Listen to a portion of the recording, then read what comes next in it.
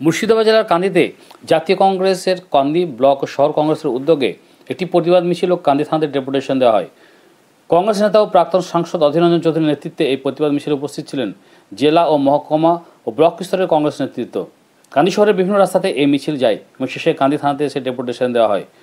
ওয়াকফ, SIR, জমি mafia, বালি mafia ও কংগ্রেস কর্মীদের উপরে পুলিশের মিথ্যা মামলা, জমি দখল ও শাসক দলের সন্ত্রাসের প্রতিবাদে এই ডেপুটেশন ও মিছিলের আয়োজন করা হয়।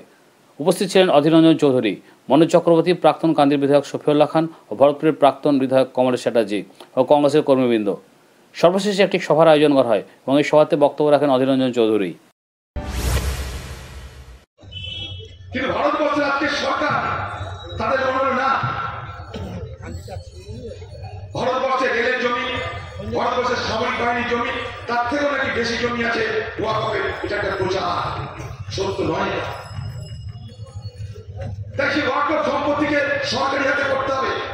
আর এখানে বিরোধ লেগে যাচ্ছে। সমাজের মধ্যে বিভাজন কি আমার আপনার ভালো হবে? আমরা তো এই কথাটা বলতে চাইছি। সমাজের মধ্যে বিভাজন না হিন্দুর ভালো হবে না মুসলমানের ভালো হবে? আপনার একটা ওয়াকফ সম্পত্তি চুক্তি ধরে আছে, তাতে আপনার কিছু যায় আসে না।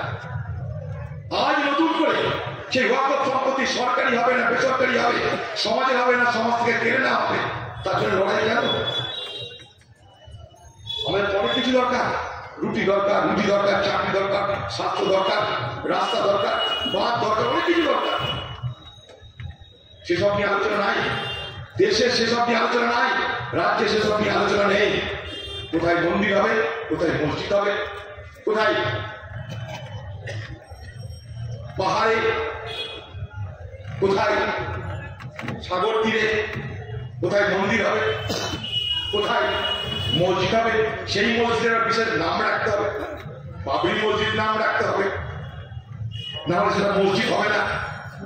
এইগুলো করার মধ্য দিয়ে কি হচ্ছে বাংলায় বলুন?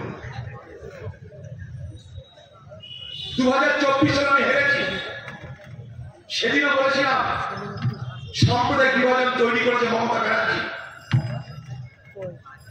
ভোটের কয়েকদিন আগে আমি তখন মালদা থেকে ফিরছি, ফারাক্কা ব্যারেজের উপর দিয়ে আমার কাছে ফোন এলো, শক্তিপুরে দাঙ্গা লেগে গেছে। আমি ব্যারেজের উপরে গাড়ি চলছে, আমার চলতে চলতে আমি সেদিন পশ্চিমবঙ্গের নির্বাচন কমিশনের পক্ষে যিনি দায়িত্বে ছিলেন অবজারভার, তাকে ফোন করে বললাম দাঙ্গা থামান, মানে ভয়ঙ্কর অবস্থা যে মুর্শিদাবাদে। আমি বলেছি তখন 10টা থেকে 10:30, 11টা হয়, 11টা নাগাদ।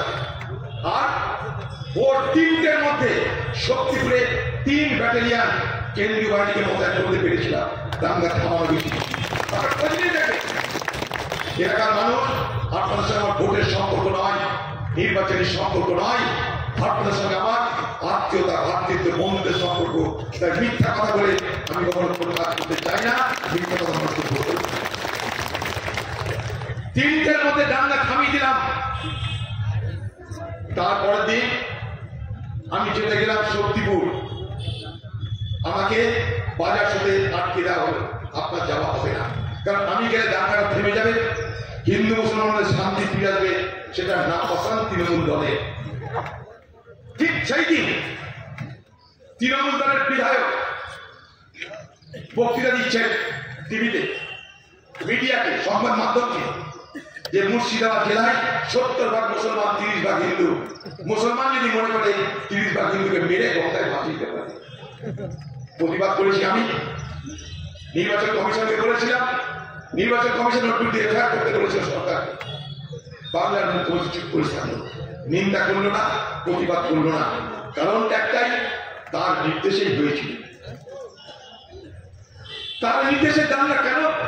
অধীর চৌধুরীকে হারাতে গেলে হিন্দু ভোটকে অধীর চৌধুরীর হাত থেকে কেড়ে নিতে হবে। কেড়ে নিতে গেলে কি করতে হবে? হিন্দুদের মধ্যে ভয় ঢুকাতে হবে। কিসের ভয়? মুসলমানের ভয়। পাশাপাশি কি বলতে হবে?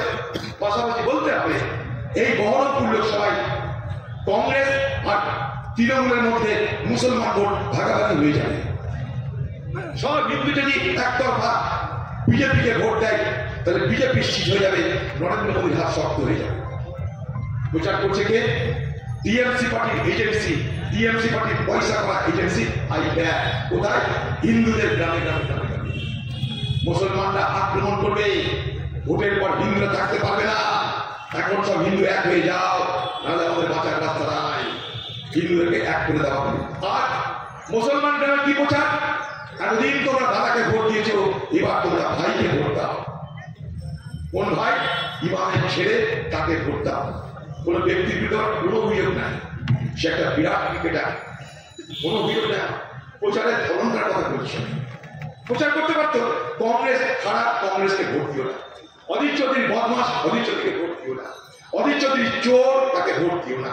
অধীর চৌধুরী পঞ্চায়েতের পয়সা খায়, পঞ্চায়েত সমিতির পয়সা খায়, জেলা পরিষদের পয়সা খায়, এমএলএর পয়সা খায়, এমপির পয়সা খায়, মিউনিসিপালিটির পয়সা খায়, জমির পয়সা খায়, তাকে ভোট দিও না। তারা তাতে কাজ হবে না।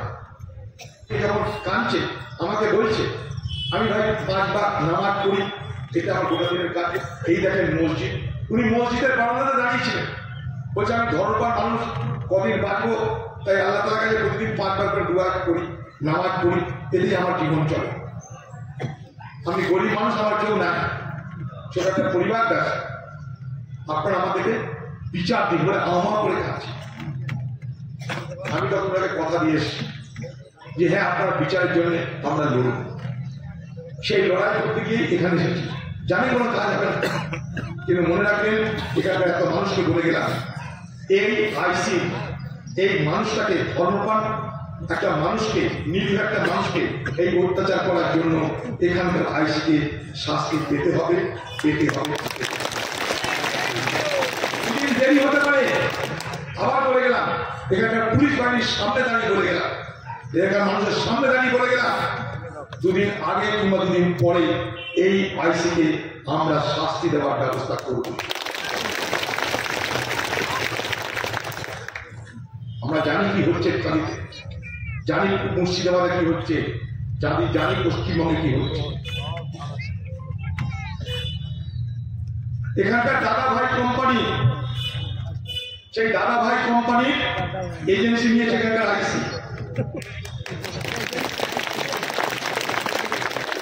আজুবাই যে কথা বলে বিএলও, এই বিএলও দপ্তর একদিন গিয়ে আমরা হামলা করবই করবো, না হলে এই এলাকার মানুষের আর জমি বাঁচবে না। এই বিএলও এই মুর্শিদাবাদ জেলার মুসলমানদের ধর্মীয় সম্পত্তি, যার সঙ্গে মুসলমানের ভাবাবেগ জড়িত, সাংস্কৃতিক ভাবাবেগ জড়িত, ধর্মীয় ভাবাবেগ জড়িত,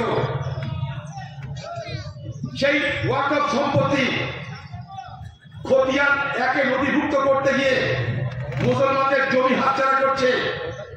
যে জমি সমাজে, যে জমি মসজিদে, যে জমি দরগা, যে জমি কবরস্থানে, সেই জমি সরকারি জমিতে রূপান্তরিত হয়ে যাচ্ছে, ভেস্টেড ল্যান্ডে রূপান্তরিত হয়ে যাচ্ছে, খতিয়ান 1-এ নথিভুক্ত করার জন্য।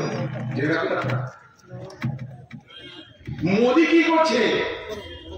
দিদি মোদিকে টপকে যাচ্ছে মুসলমানদের বিরুদ্ধে হামলা করতে গিয়ে। কম্পিটিশন চলছে বাংলায়।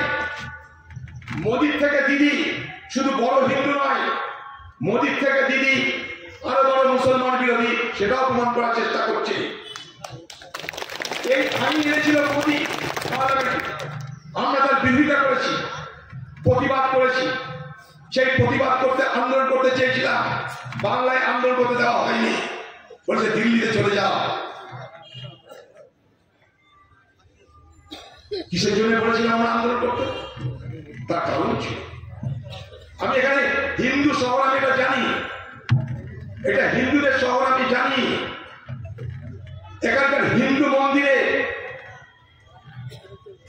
যারা কমিটিতে আছে, ম্যানেজিং কমিটিতে বা হিন্দু মন্দিরে যারা বোর্ডে আছে, বোর্ডে, সেই বোর্ডে কি হিন্দু মন্দিরের যারা পরিচালনা করেন সেখানকার মানুষ, সেই বোর্ডের মেম্বার কোন মুসলমানকে করবেন কি?